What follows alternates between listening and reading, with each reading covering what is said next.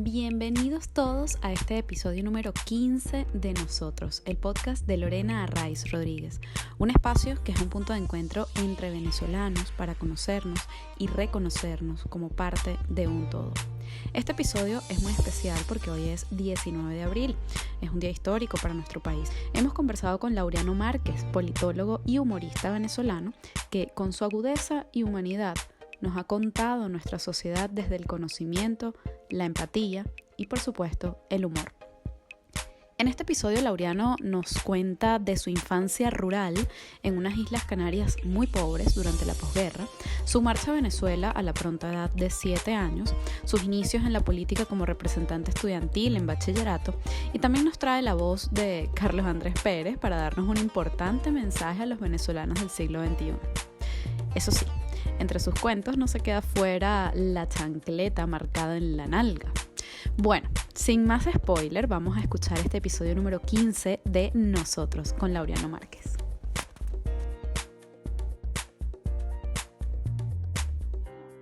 Laureano Márquez, bienvenido a Nosotros, que es este punto de encuentro entre venezolanos. Es un placer tenerte aquí. Gracias, Lorena. El placer es todo mío. Bueno, nada, gracias. Para nosotros, eres un hombre sensible, inteligente, humanista y, por supuesto, con un humor muy agudo. Así te definimos nosotros y queremos a través de este podcast pues conocerte a ti, conocer a la persona detrás del personaje que todos conocemos de Laureano Márquez, ¿no? Así que bueno, así te definimos nosotros. ¿Cómo te defines tú, Laureano? Bueno, muchas gracias, Lorena. Mira, tú sabes que había un sabio musulmán Ajá, llamado Mevlana, que ok. él daba consejos para vivir con coherencia y con sentido. Y entonces él decía algo que a mí nunca se me olvidó. Él decía, sé visto como eres o sé cómo eres visto.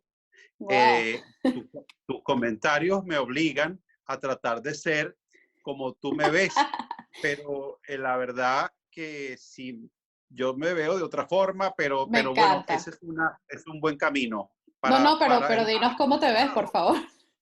has trazado un camino. Bueno, me veo como una persona que está en la búsqueda de cosas, de saber, de estudio.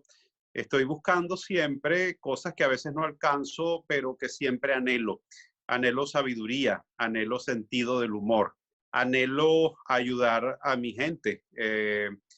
Con lo único que tengo a mano, que es mi opinión, la cultura. Entonces trato de ser responsable en las opiniones que hago. Me defino como una persona observadora y bueno, y trato de cambiar algunas cosas de este mundo tan ilógico a veces. Bastante, pero bueno, lo importante es intentar estar allí siempre y siendo pues coherentes con esas cosas que creemos, ¿no? Yo creo que tú lo has sido, así que ahí vamos todos en esta búsqueda que es la vida. Así que Gracias. estupendo.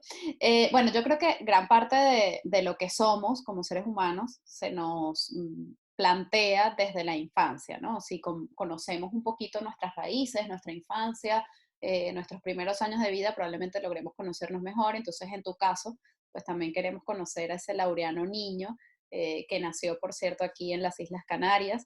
Pues cuéntanos sobre esa infancia, a qué edad te fuiste a Venezuela, cómo fueron tus primeros años, tu familia, lo que recuerdes como esas sensaciones, ¿no? Olores, colores, sabores de tu infancia. Mira, Lorena, casualmente esta entrevista la estamos haciendo en la casa en la que yo nací, que ¡Wow! es la casa de mis abuelos. ¡Qué Es una bonito! casa muy pobre. Yo vengo de la pobreza, de una España pobre, de un archipiélago pobre, de la parte del archipiélago pobre de la zona del sur, que es todavía más pobre porque no tiene agua y es seca. Y el trabajo es más arduo y difícil. Yo vengo de la parte pobre, de la isla pobre, de la España pobre. De la España, además de la posguerra, de Mm. la guerra terrible que hubo en España, una guerra civil. Esta es una casa donde yo nací y donde pasé mis primeros 5 años, algo así, que no tenía baño, que no tenía agua potable, que no tenía electricidad. nos alumbrábamos con unas lámparas que recuerdo todavía que se llamaban lámparas de carburo. Eran unas lámparas que se les ponía una piedra de carburo y se le ponía un poquito de agua y eso echaba, ese carburo echaba un humo y ese humo era combustible y encendía la lámpara. Y Wow. otras cosas que se utilizaban aquí que se llamaban antiguamente el quinqué. Para ir al Mi baño, abuela hablaba uno, mucho de los quinqué. el quinqué. ¿Quinqué? No sé. Eso también cuando tocan la puerta. ¿Quinqué? ¿Qué está tocando? De donde yo me siento ahora mirándote, hay un camino que era de piedra. No lo pasaban sino animales y yo. Y estos animales eran burros, caballos o yeguas. Del otro lado de ese camino había un hueco que se llamaba el retrete. El retrete era donde hacíamos nuestras necesidades fisiológicas. El agua se recogía del techo. Este techo es un techo de plano y el agua se recogía en un patiecito que está enfrente e iba a dar a un tanque donde se guardaba. De modo que, bueno, esos son los primeros años de mi vida. Una infancia pobre de la que la gente huía y emigraba. Mis abuelos emigraron a Cuba. Para construir esta casa, mi abuelo fue a Cuba 2 veces, a la zafra de la caña de azúcar. Y después la generación de mi papá ya no se iba a Cuba por razones obvias, se iba a Venezuela. Entonces, yo nací aquí en el año 1963 y mi papá ya se había ido a Venezuela. Claro, tú te estarás preguntando, Lorena, ¿cómo es que si tu papá se había ido a Venezuela, tú naciste en Canarias? Buena pregunta. No la voy a responder, pero no, mentira. Mi, pa, mi, papá se fue en el año 50 y algo a Venezuela, antes de la caída de Pérez Jiménez, 54, 55. Y vino en el 62, mi mamá quedó embarazada de mí y él se volvió a ir a Venezuela y volvió en el año 70. Así Ok. era la vida matrimonial de mi mamá. En el año 70, después de 16 años de ausencia, mi mamá le dio un ultimátum a mi papá. Le dijo, bueno, o nos vamos todos o nos quedamos todos o bueno, o esto se termina. Ante tal combinamiento, mi papá decidió que nos íbamos todos a Venezuela. Yo contaba con 7 años de edad.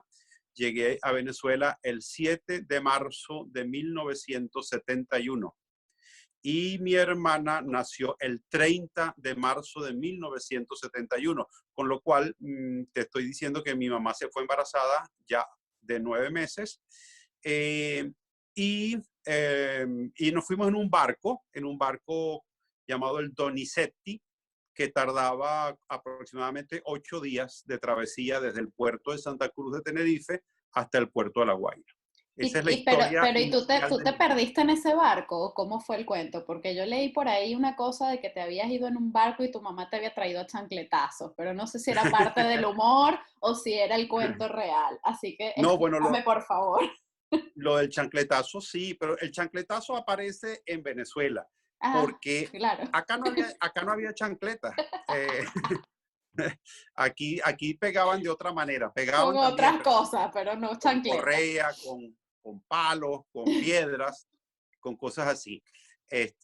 Pero en Venezuela sí la chancleta clásica de plástico, esa que pesaba como 2 kilos, que venía con una hebilla fundida, o sea, que parte, simulaba tener una hebilla, pero era todo plástico. Y te dejaba los huequitos del talón, te los dejaba marcado en la nalga. Te Ok, dejaba la veo que marca. pasaste por ahí, ¿no? Bastante. Sí, sí, sí, sí. Sí, a mí me Vale. pegué. Mira, en esa época, bueno, yo no quiero matar a nadie ni me siento torturado porque mi mamá, las reprimendas en la época en que yo crecí eran con chancleta. Mi mamá Sí, pegaba, mi sí. papá no pegaba, mi papá regañaba con la palabra, pero yo prefería la chancleta de mi mamá que la Hombre, palabra de mi papá. sí, no lo dudo. Este, sí. Entonces, bueno, en el año 71 ya mi papá estaba instalado en Venezuela, tenía un mayor de víveres en Maracay, llamado Frigorífico San Juan. Y allí fuimos a dar nosotros a Maracay y ahí empezó mi vida realmente oficial, la que más recuerdo, porque De acá tengo muy pocos recuerdos. Recuerdo a mi abuela, la única que conocí, o sea, a la única que recuerdo, que era mi abuela Constanza, que era la dueña de esta casa, pues la esposa de mi abuelo Leuterio. Recuerdo mi escuela, mi primer año de escuela acá, aprender a leer y escribir. Recuerdo el método que utilizaban para enseñarlos a leer y escribir. Recuerdo que había una dictadura acá, que era la de Francisco Franco. Y recuerdo también que la vida era sumamente rural y apacible en este pueblo, como más o menos sigue siendo hoy día. Bueno, entonces, ok, tú estás allí y de repente, bueno, comienzas a crecer, a vivir otras cosas, a experimentar, a tener culturalmente, pues, otros referentes, etcétera, ¿no? ¿Cómo fue después tu juventud, por ejemplo, ¿no? Que en la juventud, así como en la niñez se definen ciertas cosas, en la juventud se definen nuestras grandes interrogantes, ¿no? Comienza todo a fluir como de otra manera y desde otro punto como puede ser, por ejemplo, no sé, los miedos, los primeros miedos de los que somos conscientes, bueno, eso, las primeras preguntas de la vida, los primeros amores. ¿Cómo fue la juventud de Laureano? Bueno, fíjate, yo me integré rápidamente. Salir de acá y llegar a Maracay es, no sé, el salto fue tan brutal, tan gigantesco. Se me abrieron tantas cosas maravillosas que para mí fue una cosa increíble, buenísima, positiva, genial. Yo me sentía muy bien y me integré inmediatamente. Eh, Mi juventud, bueno, estaba vinculada primero, nosotros teníamos un mayor de víveres y todos en la familia, todos los varones trabajábamos allí. Estudiábamos y trabajábamos en el negocio de mi papá como caleteros, cargando sacos, repartiendo productos, etcétera. Y bueno, y mientras tanto iba estudiando, estudié en varios colegios, mi bachillerato con los hermanos maristas y después en un liceo público porque yo quería estudiar humanidades, a mí las ciencias no se me daban bien y me fui por humanidades, pero en el Colegio San José, en Maracay de los hermanos maristas, no había humanidades. Entonces me fui a un liceo público donde además me hice activista político del Partido de la Revolución Venezolana, el PRV, y fui presidente del centro de estudiantes. Eh, bueno, mi juventud, miedos más que todo en la casa, miedo a papá, miedo a la mamá, miedo al fracaso, miedo a las mujeres, ¿Has mucho superado miedo. algunos de esos miedos? Sí, sí, sí, el de mi papá y el de mi mamá. Bueno, está bien, algunos, está bien. El de Sí, las sí. mujeres No, y como que es también, muy difícil, ¿no? no, también creo que lo he Sí, superado ok. y sí, o sea, no era miedo, más que todo yo creo que era timidez para acercarme. ¿Eras Y tímido? mucho, y sigo siendo muy tímido, muy tímido. Bueno, ok. Si tú lo Sí, dices. Vale, y sí, estabas diciendo justamente esto de que fuiste o comenzaste tu activismo político en el colegio, ¿no? Y yo justamente sí. quería preguntarte por esa visión que siempre has tenido como muy, o bueno, que hemos conocido, muy social, por llamarlo de alguna manera, ¿no? Esto de estar siempre como tan en contacto con el contexto social, político, económico, en fin, no solamente, bueno, estudiaste ciencia política, todos lo sabemos, pero claro, pasaste antes por derecho, filosofía, teología, es decir, siempre has tenido, y lo acabas de decir, querías estudiar humanidades, como esa afiliación con tu entorno. Entonces, claro, empezaste en el colegio con el tema político y allí se te encendió eso o cómo caíste en ciencias políticas pasando por todo lo demás. Bueno, se me encendió realmente en el liceo. Era un liceo, además, bueno, yo pasé de un liceo, del liceo privado costoso, que era el Colegio San José, bueno, costoso entre comillas, costaba como 30 bolívares en la mensualidad, una cosa así. Pero bueno, Sí, era pero el bueno, un mejor. colegio privado, Sí, sí, era un colegio privado y donde iba la gente más pudiente de Maracay. Aunque mm, nosotros no éramos de los más pudientes, mi papá hizo el sacrificio de que yo estudiara en el Colegio San José. Y después de ahí me fui a un liceo público donde iba pues todo el gentío en las peores condiciones sociales. Entonces para mí fue muy importante ese cambio porque me dio otra faceta de la realidad. Yo salí del mundo de los cifrinos que éramos, digamos, el Colegio San José para entrar a la verdadera realidad del país. Y allí, no, por pura casualidad, me hice activista político porque, bueno, empezaron a hacer una plancha, a mí me metieron como de relleno en esa plancha, pero después hubo conflictos internos entre los que estaban ahí, que Y te había tocó. gente, y entonces decidieron ponerme a mí de presidente, como decir, bueno, vamos a poner que es un títere y lo podemos manejar. Bueno, te echo un cuento de Y los títeres que se pueden manejar, ¿o no? claro, yo fui uno de esos que no me dejé manejar y me Claro. tomé en serio mi condición de dirigente estudiantil y creo que lo hice lo mejor posible, con mucha honestidad y con mucha fe. Además teníamos un liceo, el Liceo Ciclo Diversificado de Humanidades, que estaba dirigido por un profesor llamado Raúl Humanés Castro, ya fallecido. El profesor Humanés era realmente, hacía honor a su apellido, era un verdadero humanista, el profesor Humanés. Y él era un hombre de mucha rectitud, de mucha decencia, y eso se notaba en todos los lunes cívicos cuando él hablaba, y eso también fue un añadido. Yo era un dirigente estudiantil que tenía muy buenas relaciones con la dirección del colegio, sacaba a la gente a protestar, a todo esto a escondidas de mi papá, porque mi papá no sabía que yo era, o sea, mi papá sabía que yo era presidente del centro de estudiantes, pero no sabía que yo sacaba a la gente a la calle en marcha, por Que tú ejemplo. andabas Eh, protestando por ahí que yo armando estaba protestando, alboroto. sí, en Maracay, imagínate, Maracay es una ciudad tan pequeña, mi papá se ha podido enterar fácilmente y bueno, al final no se enteró. No se enteró nunca, no se lo dijiste luego ni nada. No, nunca se lo dije de que había sido dirigente, o sea, mi papá sabía que yo era el presidente del centro de estudiantes, pero como él no iba a las reuniones, sino iba mi mamá veía en el colegio que todo el mundo me tenía como mucho respeto y todo esto, pero mi papá no sabía que yo sacaba a la gente a la calle y estaba en manifestaciones. Mi papá, bueno, me hubiese sacado del liceo inmediatamente, me hubiese puesto a trabajar en su negocio y yo me habría Claro. quedado sin estudiar, porque primero que, para empezar, en ese momento yo ni siquiera tenía la nacionalidad venezolana, porque yo era menor de edad. Entonces, mi papá no era venezolano, mi mamá no era venezolana, y yo para optar a la nacionalidad venezolana tenía que esperar la mayoría de edad para hacer la solicitud. Entonces, imagínate Wow. tú, encima yo era extranjero y participando en un partido político revolucionario como el PRB, que además venía de las guerrillas, Douglas Bravo, Francisco Prada, y encima de eso marchando en la calle contra el gobierno de Luis Herrera, gritando consignas como ¿dónde están los reales de la educación? Los tiene Luis Herrera en El Salvador. Bueno, pero o sea, yo esto no lo sabía, me encanta. Bueno, yo no lo he Revolucionario de comentado pequeño. mucho. Sí, Mira, sí, pero después, mira, hay dos tipos de revolucionarios. O sea, el que no haya sido comunista a los 18 años no tiene corazón y el que lo siga haciendo después de los 30 no tiene cerebro. claro, tal Yo a cual. los 30 el cerebro se encendió. Ok, me parece estupendo y te lo agradezco que haya sido así. A ver, Laureano, entonces, bueno, ok, pero ¿cómo pasaste por todas esas carreras, ¿no? Dentro de la universidad o en la etapa más adulta de la juventud, que no termina de ser adulta, pero bueno, en ese trayecto, ¿cómo fue, no? Ese periplo estudiantil universitario y qué te hizo decidirte finalmente por ciencias políticas.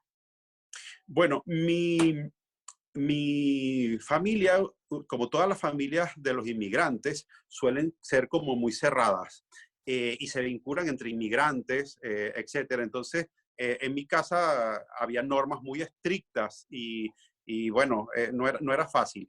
Mi primo se había ido a estudiar a los Estados Unidos, un poco mayor que yo, mi tío lo había enviado a estudiar a los Estados Unidos y bueno, mi papá abrigaba la idea de que yo fuese a la universidad. Las carreras que se me ofrecían en Maracay no eran atractivas para mí y había la opción de estudiar ciencias políticas. Ya las ciencias políticas, el gusanillo de la política me había picado como Claro. dirigente estudiantil y me interesó la carrera de ciencias políticas. Y entonces, claro, era en Caracas y yo no sabía si mi familia iba a autorizar que yo fuese a Caracas a estudiar ciencias políticas. Al final, mi papá lo autorizó, lo financió, llegué en la casa de una familia, unos paisanos eso facilitó las cosas. Unos paisanos de Tenerife que estaban en Caracas y la señora Elpidia alquilaba habitaciones, entonces me alquiló una cama en un apartamento que tenía en Quinta Crespo, y entonces ya me fui a Caracas a estudiar. Esa ida a Caracas para mí fue un cambio fundamental en mi vida. Salí del yugo familiar o de la hegemonía familiar y empecé a ser un hombre medianamente libre, aunque todos los fines de semana yo regresaba a Maracay a trabajar y a acomodar mi ropa y todo, pero ya tenía otra vida absolutamente distinta a la que yo tenía en Maracay. Empecé a ser una persona responsable de mí misma y enfrentado además a una ciudad que para mí Claro. me impresionaba, una ciudad gigantesca, la ciudad de Caracas, una cosa para alguien que va de Maracay, la ciudad de Caracas es en ese momento además, estamos hablando del año 80, una ciudad que para mí, bueno, escapaba a mi control, a mi capacidad de conocimiento.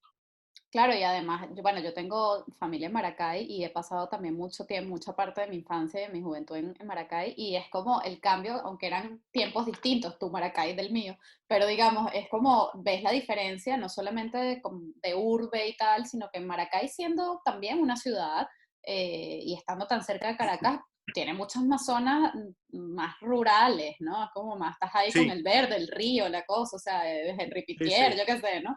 Entonces, bueno, sí, sí, absolutamente. para continuar con hilar tu vida, Ujú. luego de la universidad y todo esto, ¿en qué momento aparece el amor? Luego, claro, te enamoras, tienes una hija. Cuéntanos también un poquito de esa etapa de enamoramiento y todo lo que eso conlleva, ¿no? Conllevó para Sí, ti.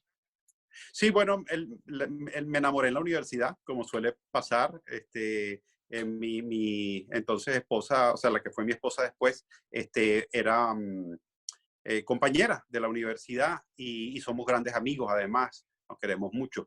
Y bueno, ella se fue a Estados Unidos, pero bueno, al final que cuando regresó nos hicimos novios y nos casamos. Ya estábamos graduados cuando nos hicimos novios y nos casamos.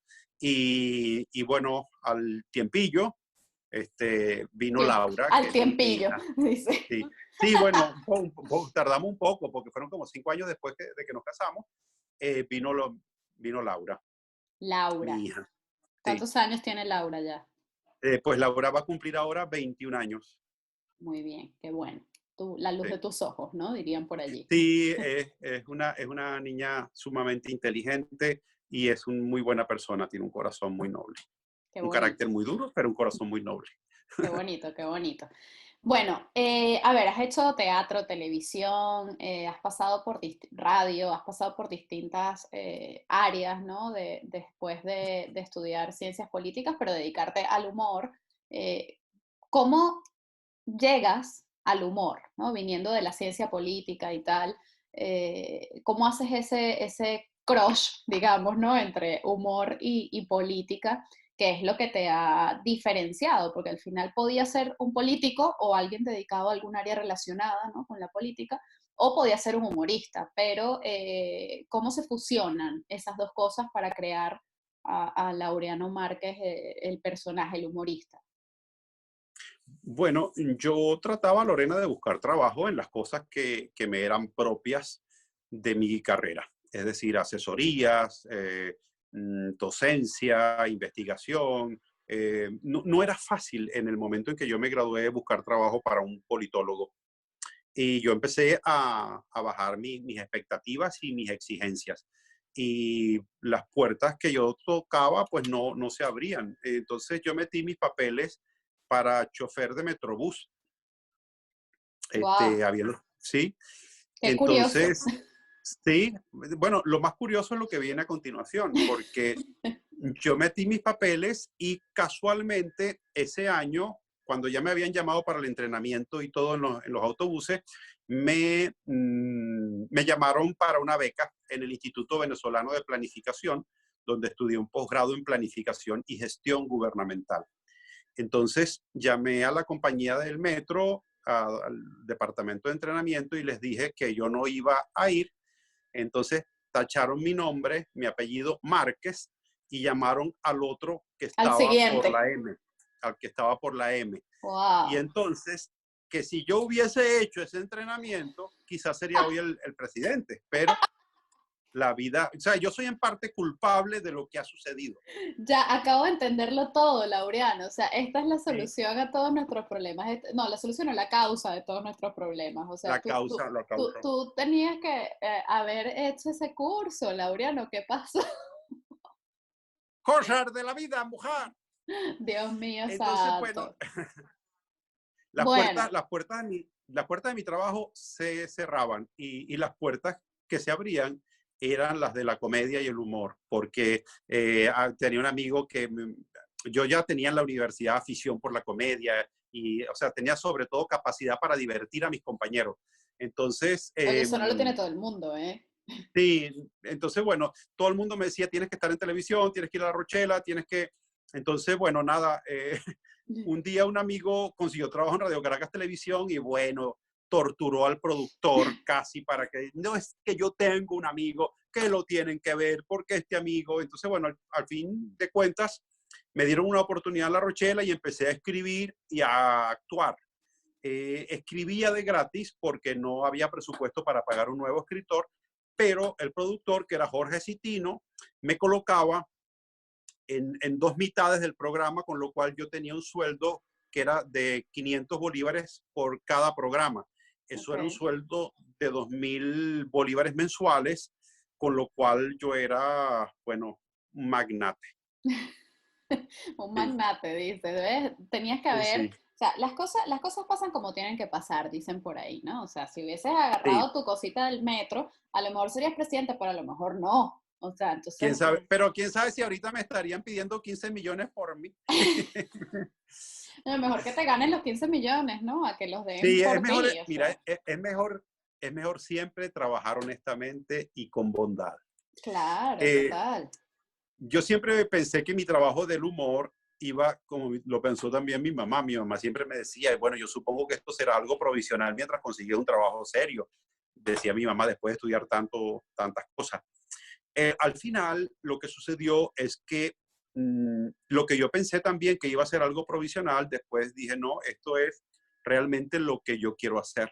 Esto es, o sea, ya que estoy en esto, o sea, yo quiero ofrecerle al mundo un montón de cosas que el mundo no me está pidiendo.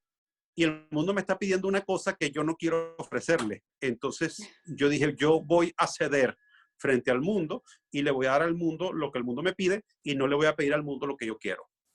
Wow, Entonces dije, eso bueno, es un aprendizaje de vida, ¿no? También. sí, sí. Entonces dije, me voy a dedicar al humor, pero voy a tratar de entender qué es el humor y de hacerlo cada vez de la mejor manera posible. El irme elevando en el conocimiento del humor y haciendo un humor que ayude a mis paisanos, a mis compatriotas a ser mejor gente y a ser yo mismo mejor gente. Pues muy bonito. Yo creo que si todos pensáramos más o menos así, o por lo menos tuviéramos la oportunidad de pensar en ese colectivo, ¿no? Que somos, un poco Sí, lo que quisiéramos lograr con este podcast es eso, ¿no? Recordar sí, que somos parte de un todo, somos un nosotros, ¿no? Entonces, bueno, sí. si Somos eso comunidad. claro, totalmente, y eso te da otra perspectiva, ¿no? Es lo que nos está pasando ahora, Sí, por ejemplo, que estamos en la crisis del coronavirus, que tenemos la perspectiva de que estamos todos pasando por lo mismo y eso de alguna manera pues da otra visión de las cosas, ¿no? Te quería preguntar cierto. también, querido Laureano, por allí vi una cosa que decía que reír era tu primer mandamiento. Yo te quiero preguntar si Sí. tú tienes 10 como el cristianismo o cómo va el tema de los mandamientos. Eh, bueno, yo tengo los mandamientos del cristianismo y tengo otros mandamientos que me autoimpongo. El mandamiento de la risa, bueno, los humoristas no es que siempre andamos riendo, ¿no? Todo el tiempo.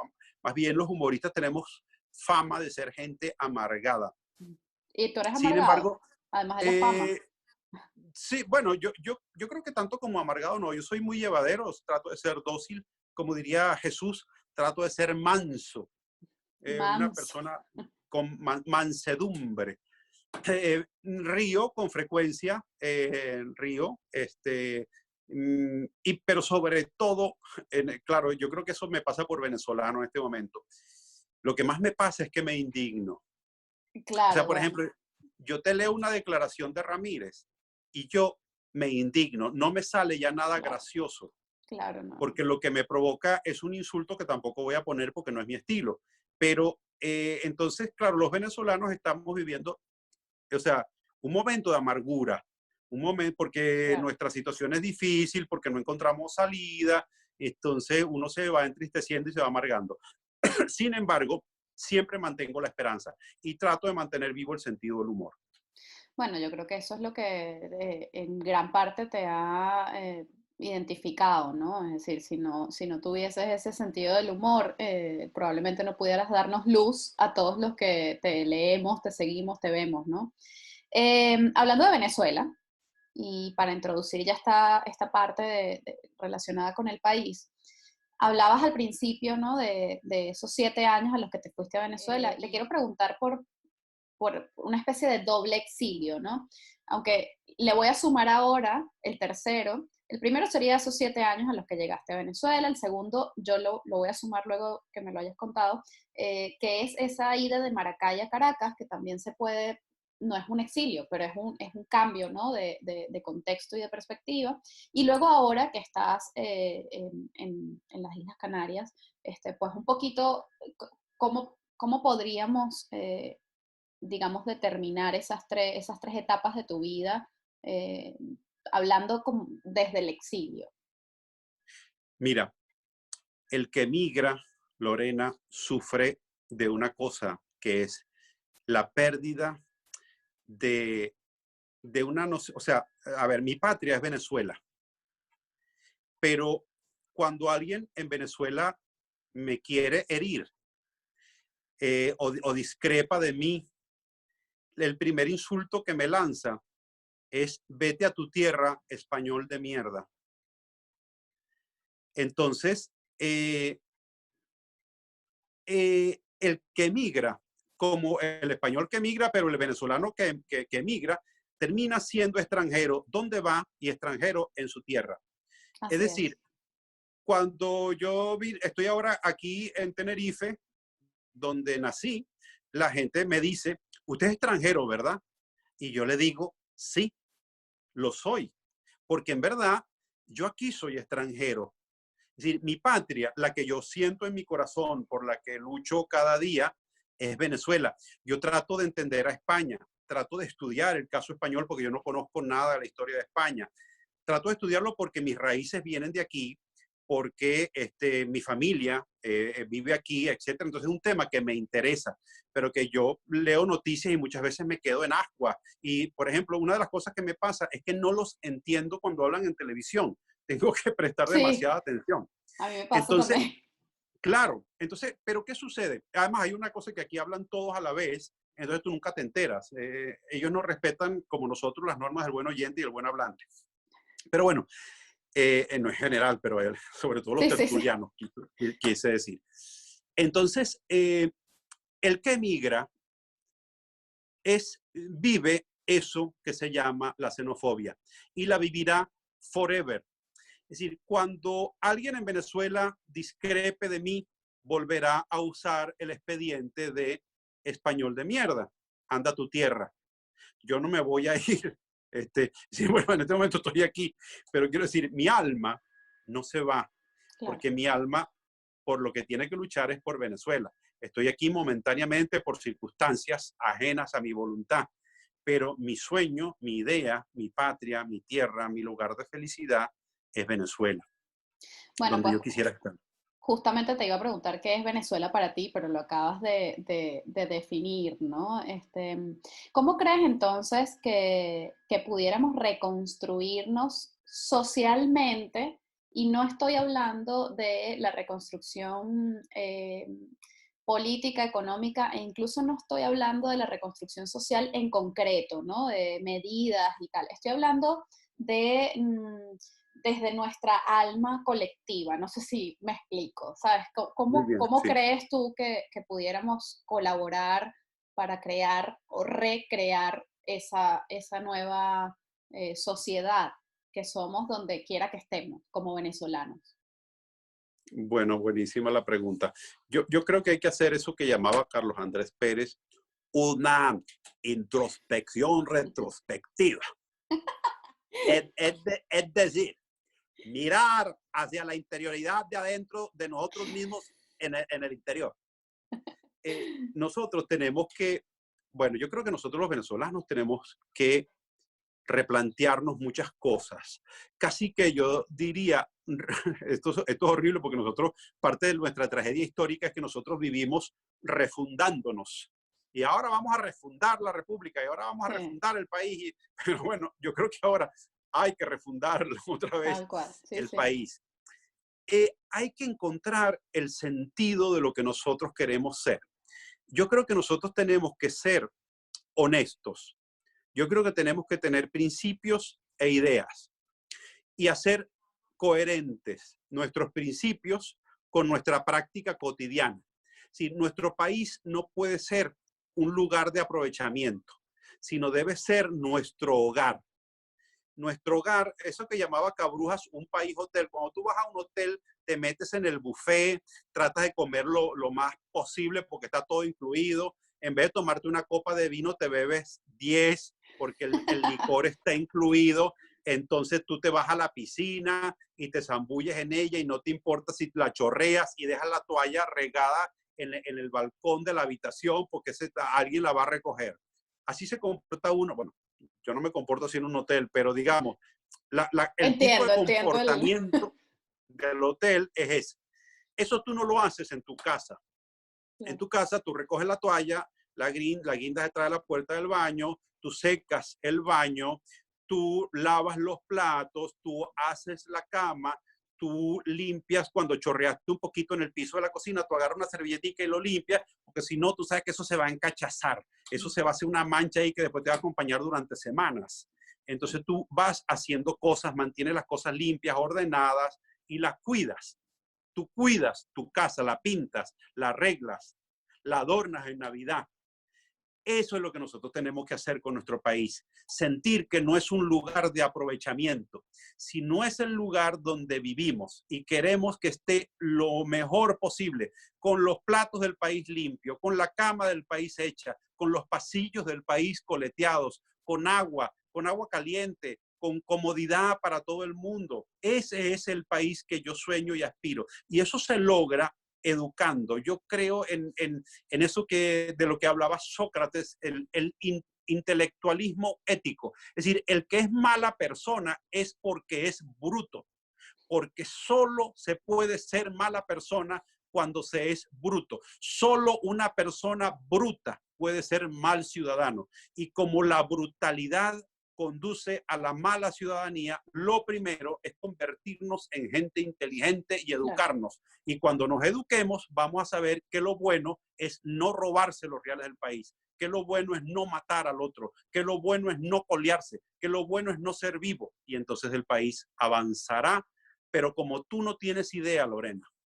Sí, sí, tal cual, yo estoy totalmente de acuerdo, muchas gracias, no lo podía haber dicho mejor, pero es que la educación es la base, se dice fácil, pero creo que no lo Sí. hemos internalizado para nada, ¿no? Si no somos Así es. capaces de hacernos cargo, de hacernos responsables, cada uno de nosotros, es decir, esto no es que hay que ponerlo en manos de nadie, ¿no? Sino que cada uno de Claro. nosotros se haga cargo y se haga responsable de la educación de nuestro país, pues obviamente vamos a seguir en ello. Y bueno, como esto está saliendo el día 19 de abril, yo quiero que aquí tengo tu libro que, bueno, me has dedicado en el 2018, así que muchas gracias.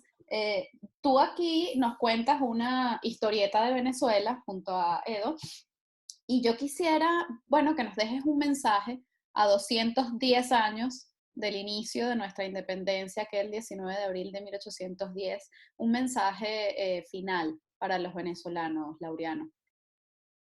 Bueno, el 19 de abril de 1810, un grupo de venezolanos soñó que era posible construir una república, que era posible construir una república libre, que era posible construir una república que iba a progresar. Por eso había que separarse de España. para construir una república que progresara y que no estuviese sometida a los designios de la metrópolis que impedía el progreso. Esa gente soñó con libertad, soñó con un país de justicia, soñó quizá no tanto con un país de igualdad, porque los que condujeron nuestra independencia inicialmente no eran ciertamente los más igualitarios. Pero bueno, digamos, esos próceres estaban imbuidos, como Francisco de Miranda, como el propio Bolívar, de la mentalidad de la Revolución Francesa, de una mentalidad de liberté, égalité, fraternité. En ese contexto, con esas ideas, nació nuestra república el 19 de abril de 1810. Bueno, no nació el 19 de abril, pero comenzó a fraguarse el 19 de abril de 1810. Después de eso han pasado muchísimas cosas, mucha agua ha corrido por debajo de los puentes de la República. Hemos tenido dictaduras, hemos tenido tiranías y sobre todo hemos tenido como consecuencia de nuestra guerra de independencia una exacerbación del militarismo que nos ha acompañado hasta el día de hoy. Quizá nosotros en un 19 de abril deberíamos volver la mirada hacia el sueño de nuestros padres fundadores, como llaman los norteamericanos a sus padres fundadores. Volvernos sobre sus sueños y tratar de construir la república que nosotros soñamos, convertirnos nosotros también en padres fundadores de quizá la verdadera república libre que tanto nos ha costado conseguir. Pues muchísimas gracias, Laureano. Ha Las sido que un te auténtico adornan, placer. Veo que estás absorbiendo la cultura española. Muchacha, ¿qué te puedo decir? Más que todo la cultura canaria, que no, es española pero es distinta. Es verdad, es verdad, es verdad. Pues nada, ha sido un placer tenerte por aquí, tenerte con nosotros y bueno, pues nada, espero que prontito podamos ser parte de esa construcción, reconstrucción, fundación o refundación de nuestro país. Un abrazo muy fuerte. Un abrazo, Lorena. Muchas gracias por tu interesante entrevista. Nada, a ti. Adiós. Adiós.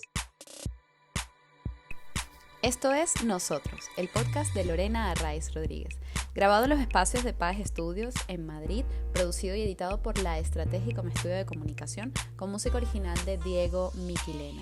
Recuerden seguirnos en nuestras redes sociales, @nosotros_podcast y suscribirse en su plataforma preferida. Estamos en YouTube, Spotify, Evox, Anchor, para que nos puedan escuchar en cualquier parte del mundo. Y recuerden, somos tan solo una gota en el mar infinito de nuestro gentilicio.